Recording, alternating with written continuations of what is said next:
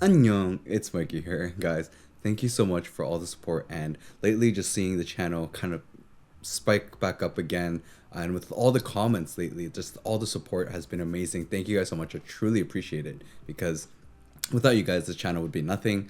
And this channel is all about trying to, of course, do the best I can to help you guys and make the right choices as well as save money where you can. Now today I have Elect Fox, and I thank Elect Fox for sending me out their Inky 75. So the Inky 75 is an incredibly budget aluminum 75% keyboard, and I'm actually curious why no one really talked about this that much when it came out like last year. So let's get straight into unboxing, and please make sure to like and subscribe.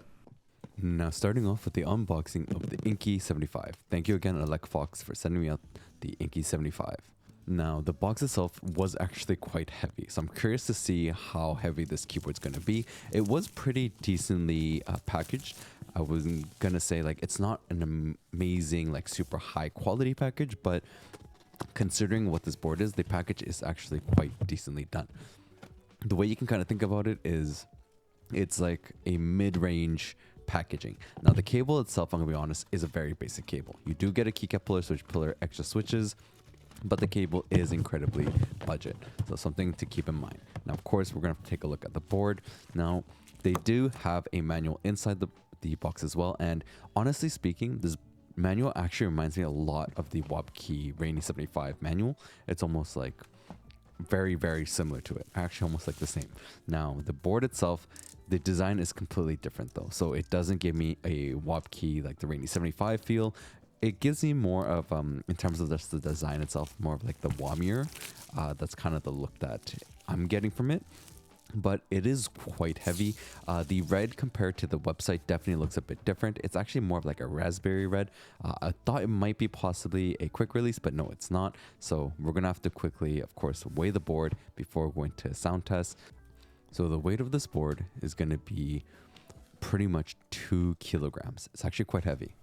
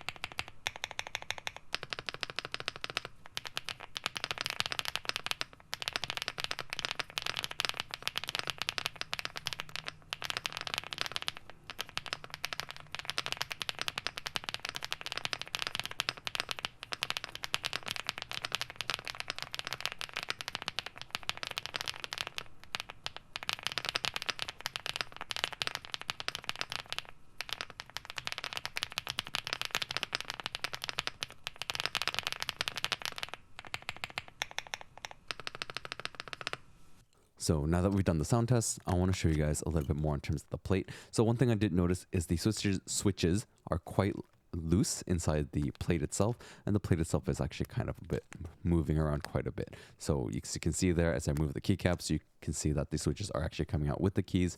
So that's a little bit of a con in terms of this board. Now, as you can see there, the plate is flex cut.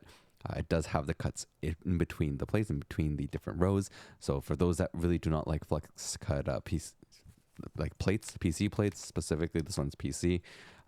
This is something that is going to be a downside for you. Now, the stabilizers are going to be plate mounted stabilizers. Now, they are coming pre-lubed. Unfortunately, sorry, my camera wasn't catching that and focusing on that specifically, but you can see that it is slightly pre-lubed, but I did hear some ticking during the sound test, so I'm probably going to actually have to modify them in terms of that, but the other ones were pretty good. Now, total, you have 6 screws. You're going to have to remove the FN3, FN2, the FN11, 12, caps lock, tab, and then also the Windows Alt FN control, as well as the page up, page down to get all the screws out. Now you do have this top casing, so it's a gasket mounted board. The thickness of the top casing is actually pretty decent, so the top lid is actually pretty decently thick. It is about the 7.7 millimeter range, and then 9.6 on the top range. So it is a pretty decently thick top casing. I was actually quite impressed in terms of the full quality of this board. It is going to be cable. It's not magnetic. You do get the nubs there and the PC plate. You also get a pretty decently thick foam on the bottom. I was actually quite surprised because usually foams that are built like this, it's not going to be that thick. If I don't push it down too much, like it is going to be almost like 3 millimeters. My measuring, of course, with that tool in terms of the foam itself is not going to be perfect, but you're looking at about 3 millimeters almost in thickness. Now the plate is a 1.2 millimeter thickness, and so is going to be the PCB. Sorry, the PCB is also 1.2, so both flex cut. And as you can see, it's a PC with the foam in between the plate and the PCB. The nubs, of course, are going to be going into the bottom casing. So the bottom of the case actually has those little nubs that go in, which also helps with the dampening of this case. Now, as you can see, there has this like steel weight in the bottom, and then you have a battery of 4,000 milliamp. It's quite interesting to see the weight there. Honestly, I think they could just add an extra battery, but let's hear a sound test with no foam.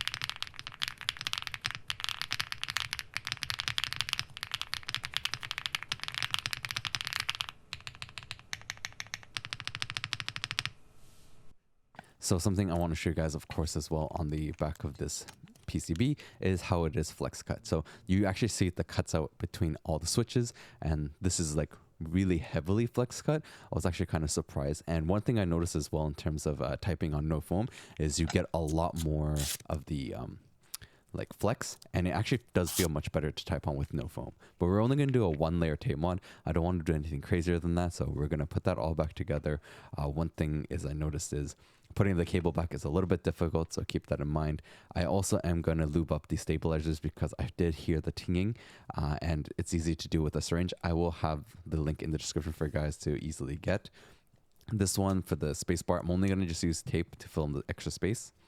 Something that I like to modify in space bars, just because I noticed that space bars usually have a lot of hollow sound. So this really helps a lot for those out there. If you don't have like the sound dampening foam I do, tape works really well for those space bars. And let's hear a modest sound test.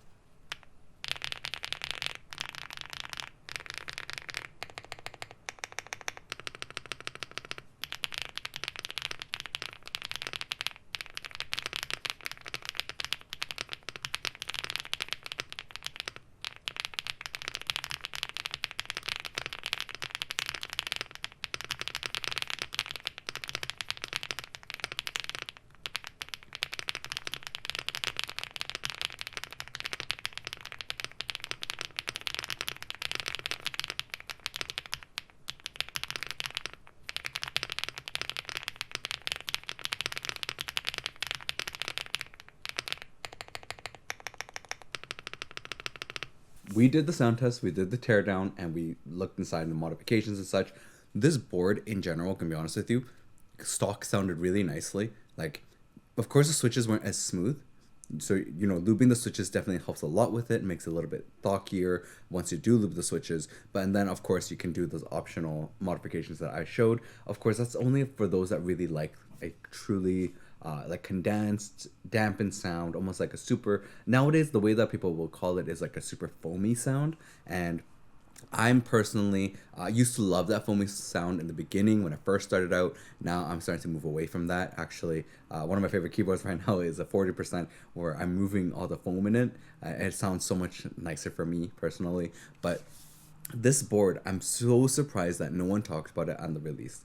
Thinking about it, like considering this and the price, especially right now for the price, of course, I'll go into that a little bit more in depth after this portion. But honestly, this board, if you're looking for something that's really budget, that has that nice thock to it, like almost like the Rainy 75, but I would say maybe not the Rainy 75 because I'm not a big fan of the QC on that. This one is definitely something you can take a look at for sure. I really love that sound, like that thock.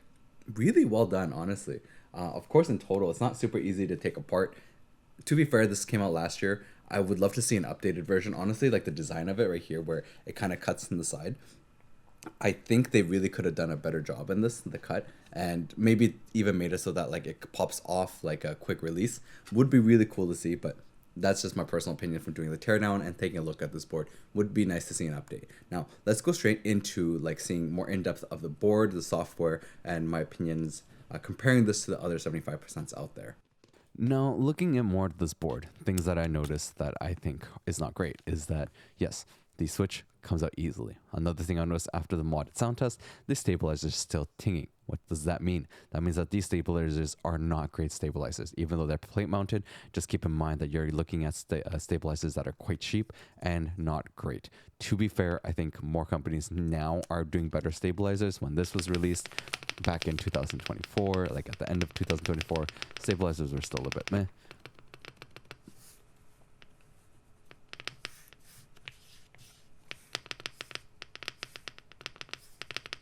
But for sure, these ones are not great, specifically for the spacebar. The enter key as well, I noticed that a little bit, but it was still better. Now, I think honestly, removing the foam on this board is going to be a much better solution for you guys. It's going to be a much better typing feel, and the sound is going to be a lot better. One thing I did notice as well in terms of the build of this aluminum is it's not really a CNC done build. The material isn't that smooth. It kind of feels like it was created and then painted over with like a lot of glitter, but you can see the glittering. Now, this one does have that switch under the cap locks for the wireless, the tri-mode to turn it on. Keep that in mind for yourselves for those that do not like that. This is a board that also has that. To be fair, the Rainy 75 was like that as well. Now, in total, this board itself is super, super foamy sounding. Something to keep in mind for those that do not like it. I'm going to be honest, I think this is a great budget board for those that are kind of starting off in the hobby, looking to, you know, get a thocky board. The CNC, for like those that really like a smooth aluminum board, this isn't going to be like that. You can see here, even in my camera, you can get the glittering. So it does have a nice glitter effect to it. The paint was done quite well with the glitter. It was actually quite visible, even when you're just looking at from the sides. It is quite red for this one. The case red is actually really nice, but the keycaps makes it really look a lot more pink, is in my opinion. So maybe I would suggest going for a different color scheme, unless you really like that kind of like pink red vibe, like a strawberry raspberry kind of coloring. Now, this is supposed to be incredibly budget, and what I mean by budget is you'll see that once I go into the website. Of course, it is quite cheap for an aluminum board. And considering that sound, it is really well done. It's like literally a budget form of a Rainy 75. Like this is literally a budget Rainy 75 in my current opinion. It is well done, and this board honestly is like a super thock. It doesn't have a lot of flex when it comes to like when you have the foam in there, but removing it, again, you have a lot more play, which feels great. So for those that are like new to the hobby, want a thocky board, but maybe want to play around with and feel a little bit more flex, please remove the foam. It will feel so much better for you. Like it feels so much better. Now, with this board, one thing I did feel though was that the way to change the wireless mode wasn't the most amazing, but it still works really well. You have to press FN tab, and when you press that, it really does help with, you know, moving around the Bluetooth, the 2.4, and then the actual wired modes. So you will have to use FN tab to change those different modes. Bluetooth is from F1 to 3, and then 2.4 is F4. Now, as you can see there, I actually did mix up the function and the control keys. The control is supposed to be on the back, and then the FN. So as one thing as I really feel is it is quite loose, but of course, it's not a horrible thing to have loose switches, but it is a little bit annoying when you are dealing with moving a lot of keycaps. Now, I do want to show you guys the backlighting as well. One thing that was weird is turning on the wireless mode. Unless it's connected to a computer, the backlighting wasn't turning on. So I had to make sure to plug into a computer so you guys to see. The backlighting on this keyboard is quite dim. One thing to note is the lighting is south facing, so you only will actually really see it when you're looking at the board from the bottom side. But if you look from above, it is going to look super, super dim. The coloring wise, I feel like it is pretty okay. It's not going to be like super affected by the switch, but you are looking at dimmer coloring. Much dimmer lighting in terms of the switch, and in total with this board and how it's built, it is really, really, really dim. Even the camera wise, like, please note that it is on camera, so when you're looking at it in person and you see it on camera, it's very different. But even in person, I can tell that it is quite dimmer than, say, other boards that are out there. Now, going on to the website. So as soon as we get out the website, Fox, this is the Inky 75 aluminum. It has been a while since it's been released, but as you can see there, the price, 70 USD, 69 USD, 4 different colors, white, purple, raspberry, red, and black. I would say the black and white are probably better colors, but some people out there might like this red, and actually the purple might work for some others too. It kind of reminds me more on terms of the purple, like the Leobog. This is the matcha buttermilk switch. So that is the switch that comes with this keyboard. It is a linear switch. It is quite light, and it is actually a nice switch in terms of the smoothness. In terms of the stem wobble, it's very minimal. You do get some vertically, I would say, more than the horizontal, but you do get that, as you can see, in terms of the build of this board. It does have the ultra low latency, which really reminds me of the Rainy 75 again. Now you can download the JSON files. They have it in their software section. Super easy to download for the 2.4 or the USB.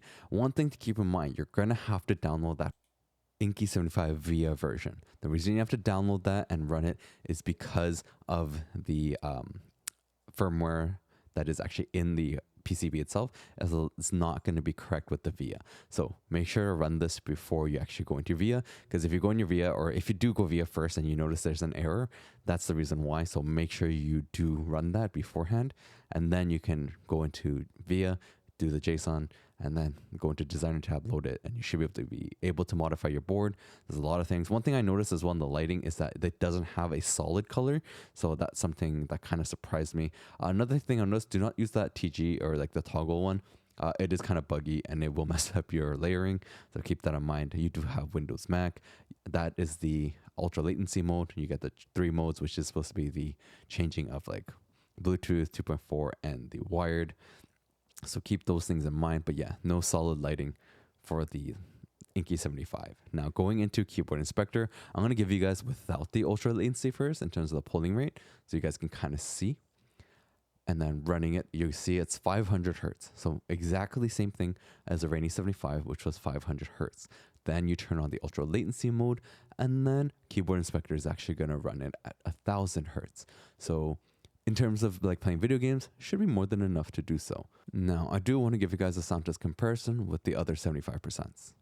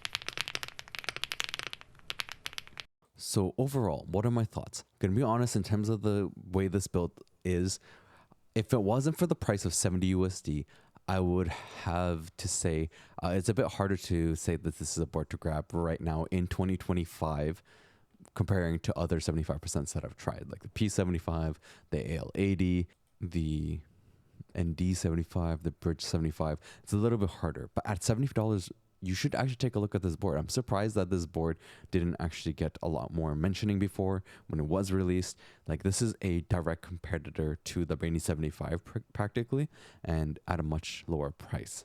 So if you're looking for something under $100 with weight, aluminum, go take a look at this board.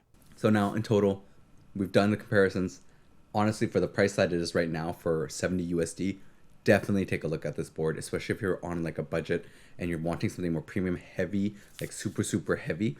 Take a look at this board. I honestly did a great job in building this, and considering the price via dock and aluminum, this is an amazing price. I'm actually quite shocked at the price of this, especially when you consider all the other 75% boards and other boards out there. This is insane. So go take a look. I'll have the links in the description, and please make sure to like and subscribe, and go check out the other videos I got.